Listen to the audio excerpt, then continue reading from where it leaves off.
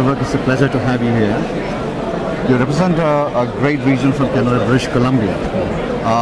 In some sense, you're competing with other regions of the world in terms of innovation and entrepreneurship. So you're at the right place at the right time. Well, let me look at it in broader prospects. First of all, the opportunity to be at TICON is just incredible for me as a representative of British Columbia.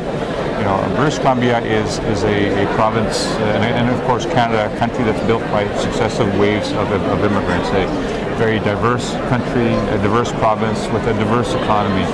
So our opportunity to come here and to mix with global entrepreneurs and learn from global entrepreneurs, and then what can I take back in terms of those connections with the global entrepreneurs and the idea that those global entrepreneurs can bring to a province such as ours that we operate on a global level. We're a small province, 4.6 million people with a large land mass, very, very rich in people, very rich in natural resources.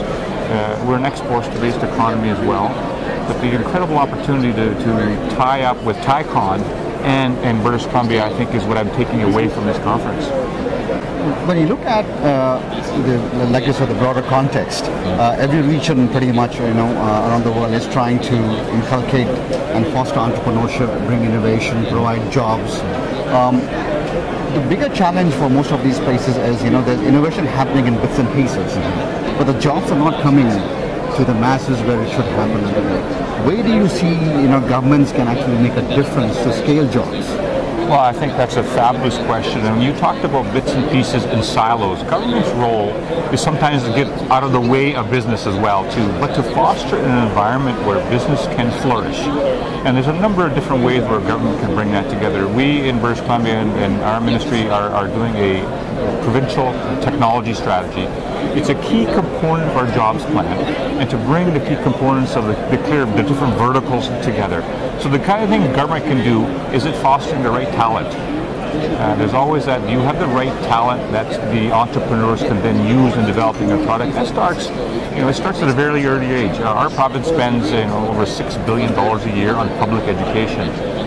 What can we do in that kindergarten to grade 12 to encourage children to do more science, technology, engineering, math, the STEM areas? That builds and nurtures early. That's government's role, along with parents, associations. Secondarily, at the university level, in our province, we have 25 publicly funded universities, world-class universities and colleges and institutions. The government can ensure that we train the right people with the right skills, with theory and experiential learning, to then take the jobs that the tech industry tells us they need. And the other part is, can we build a tax structure that the entrepreneur, because it's not what you make, it's what you keep as well, too, is can you have a tax structure that's competitive? It's not a race to the bottom, but a competitive tax structure where a company comes in and says, yes, my employees have a favorable tax structure, I have a favorable tax structure, I can flourish here. And then location. It's the real estate. British Columbia is poised as, we are the gateway to Canada. You can't come through us, if you're coming from Asia Pacific, and the future lies also in connecting with Asia Pacific. And we have that natural diverse connection of our population with the Asia Pacific and location as well. So when you combine all those together, I'm very proud of where we are, and yet I want to take technology and the tech sector in our province from one plateau to a much higher plateau. One of the other things that where government can make a difference is the right policies. And as you rightly pointed out, you have a big diversity, especially from Asia, because the access is pretty direct. Where do you think the governments can do more, especially if I take your example, because if you look at the Asian population, they're more focused on STEM, as you mentioned. Yes. Do we take some of those,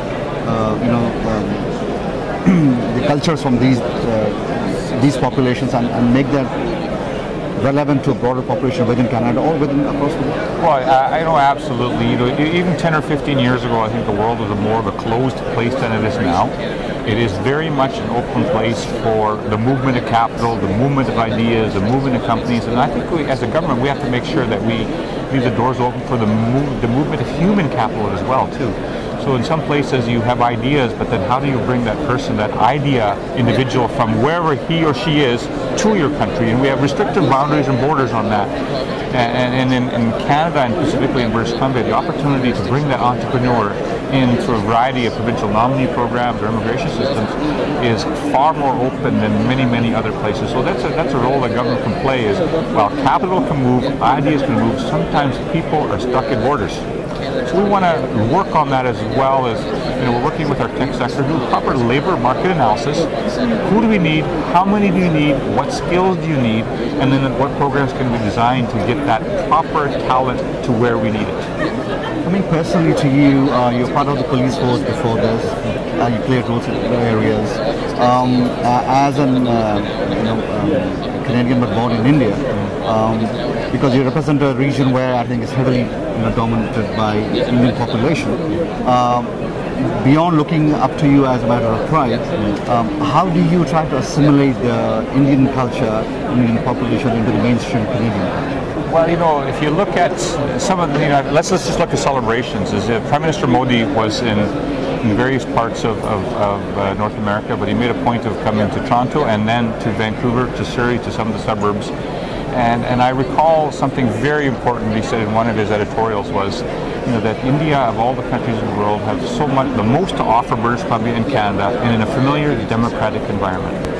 And as I met with Prime Minister Modi, along with my Premier Christy Clark, and others, is India is very interested in technology, education, our financial system, so we can meld and learn from each other.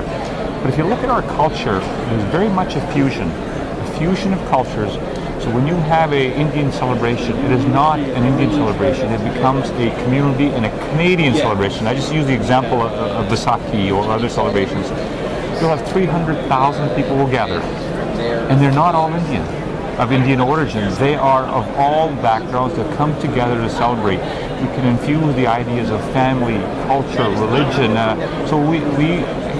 You don't get defined by ethnicity, you get defined by your nationality, but the fact that we're all Canadians that have secondary languages and secondary cultures and secondary religions, but on the top we're all Canadian. What interests you the most, the role of a politician or the role of a community builder? Well, I was, as you mentioned, I was a police officer for 26 years, and I looked at myself as a community servant, in Hindi, a sevadar, or as a servant of the people. And then when I, retired from policing and went into this role into government, I look less as myself as a politician, but once again a community servant. So I've been a community servant for 28 years. I have to listen to the voice of the community, and what are all the voices saying? Where are there sort of commonalities, and where can you take those ideas for everyday Canadians and everyday British Columbians and use those ideas? So somebody said you're a politician. I almost took an offense at it. It took me a second to think about it. I'm a public servant, always have been, and always will be. One of the responsibilities that falls on shoulders of people like you is because you're first generation immigrant and you happen to be from India, it becomes, I think, very important then for the younger generation that's growing up in Canada, which are second generation, third or fourth generation Indian Canadians, and they say, wow, this is where we get inspiration from. So how do you take the responsibility of empowering them to STEM, to entrepreneurship, because that is part of the process of making it to the next level? Absolutely. Well, first of all, to be proud of who you are. Let's start with the root. That root starts at home. If proud of who you are, you will never be able to change who you are and where you're from. That will always be part of your history. But to take the best of your culture that you grew up in, the respect for family, the respect for community, and then mold it with the Canadian culture. To find individuals that have done well, that give back to community, and I lecture at universities, otherwise when I speak to students, I say, it's not where you've done in life, the car you'll drive, the amount you earn, is I will only look at you as a success, is how have you given back to your community after you have achieved personal success. So, and that's my message to the individuals and Canadians that are, or Americans, or where Indians are, is how after your success have you made somebody else's life breathe a little bit easier. Then the broader population can look at Indians, whether of American background, Canadian background, and say, boy, these people have really contributed. They're successful in their field, they're doing very well, they've created jobs, economy. But look how they're making other people's lives easier by how they're giving back. That's how I measure success. And that's the message to the young generation is, I want you to do well. I'm going to give you the opportunity in education and business and other areas, but then I'm going to ask for something in return. There will come a time when I'll ask you, have you given back? Finally, on the personal note, work and personal life balancing. Beyond having your spouse as the boss at home, yes, how do you manage the balance, and how difficult it gets sometimes? You have to be very grounded in family, very grounded in community. I have 3 daughters, and we're in a technology conference. Use technology. It's that FaceTime that I have with my 14-year-old daughter is incredible. It's that phone call that if you've been away from home 10 days, I'm away from home at least half the year, is to be able to keep that contact, what's happening at home, and then when you are there, it's that quality time together. My daughters are all into fitness, so ours is a workout together. It's going for a run together. It's doing martial arts together. So it's doing family activities, whether that's kayaking, running, working out as a family unit. We do that. There's 5 of us, 3 daughters, my wife and I. We try to do all those together wherever we can. You're already doing it, and you're doing it very responsibly, not just as a father, but as a minister, as a politician.